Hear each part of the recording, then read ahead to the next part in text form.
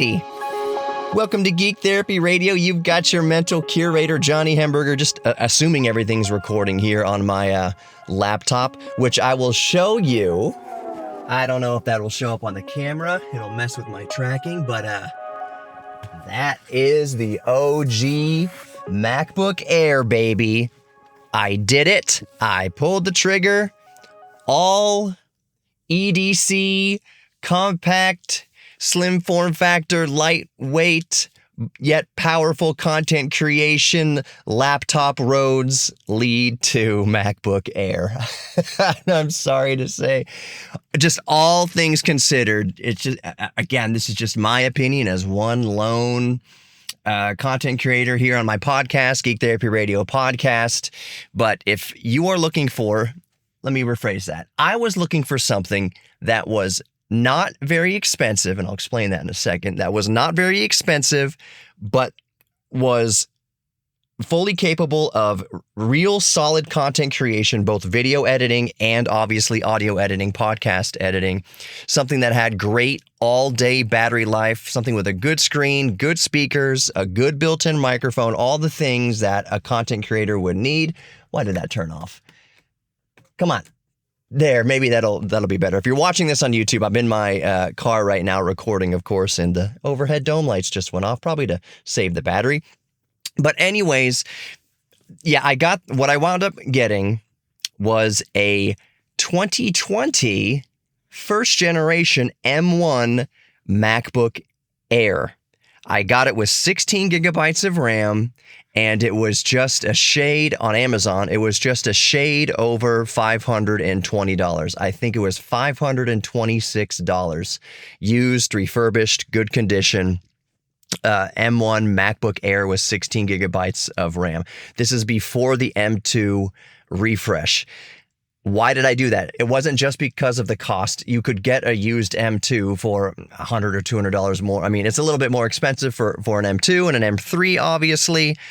But why did I specifically go for the first generation M1 MacBook Air? First and foremost, like many around this kind of tech space will tell you, the Apple kind of, in a good way, backed themselves in a corner a little bit with the first generation of M processors because they are so good. It's becoming difficult to convince their own consumer base to upgrade from M1 now to M4 and what have you. So that is reason number one why I went with a MacBook Air, a first generation M1 MacBook Air, was that the processor, even in the year 2025, is still absolutely crusher when it comes to content creation. So that was rule number one. Two, it was the battery life. I needed the all-day battery life. This does not have the battery life of my 16-inch MacBook Pro, of course. It doesn't have the brute force horsepower of the M1 Pro chip inside of my 16-inch MacBook Pro, but the battery does last all day. That is used. This is 5 years old. When I got this, the first thing I did was look at the battery health to see what kind of capacity remains on this battery, and it's 92%. After 5 years, this battery still has 92% of its original capacity. I think when this came out, they were touting an all-day battery life of, best case scenario, 18 hours.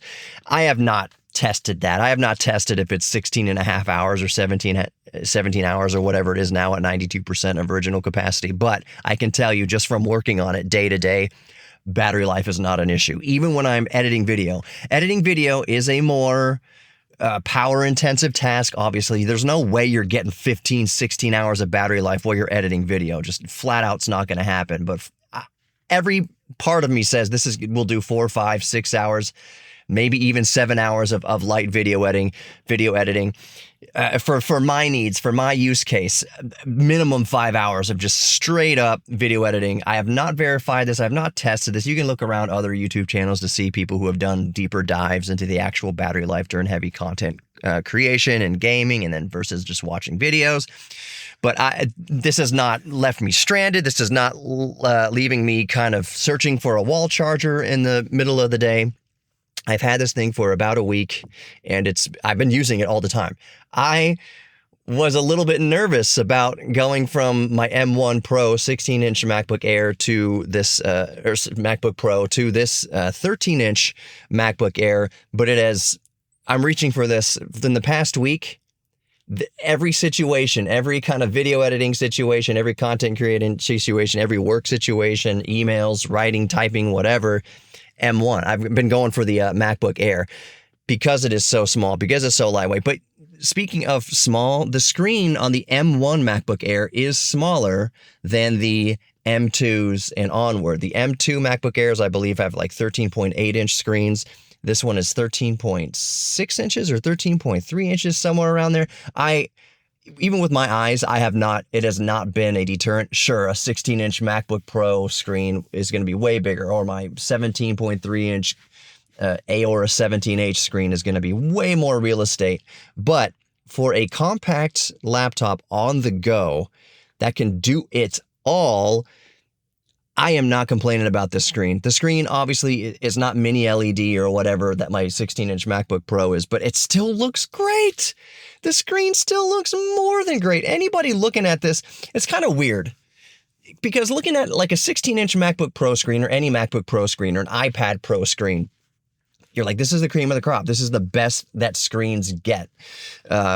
Maybe perhaps OLED gets a little bit better, but I mean, you're talking about some of the best displays in the world in these high-end flagship devices, not just with Apple, but with everything. I mean, my Galaxy S24 Ultra right here has one of the best, if not the best, phone screens on the planet.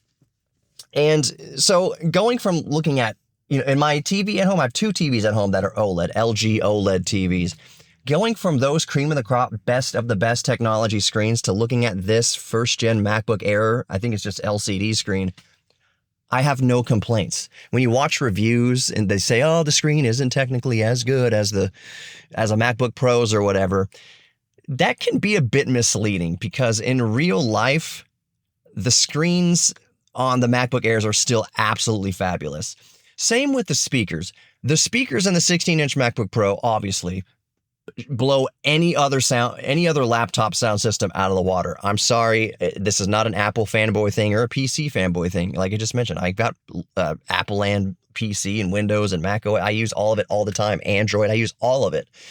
MacBook Pro speakers are the best in the business. And I would say that even the built-in microphones, in my experience, are the best in the business.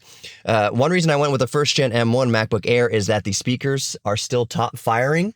I mentioned this in a previous video, I believe, before I actually got this first-gen MacBook Air, but one of the reasons I'm okay with going with a first-gen M1 MacBook Air was that the speakers were top firing, as opposed to M2s and so on that bury the speakers underneath the keyboard. They still sound great. I'm sure I've not heard an M2 or M3 MacBook Air. I'm sure they still sound great for this form factor. These speakers still sound fantastic. They're not as good, quote unquote, as like a 16-inch MacBook Pro's speakers, but they are still, there's probably no other device that I own. I've got what is my Zephyrus G14? I've got a Zephyrus G14 with an RTX 3060 in it.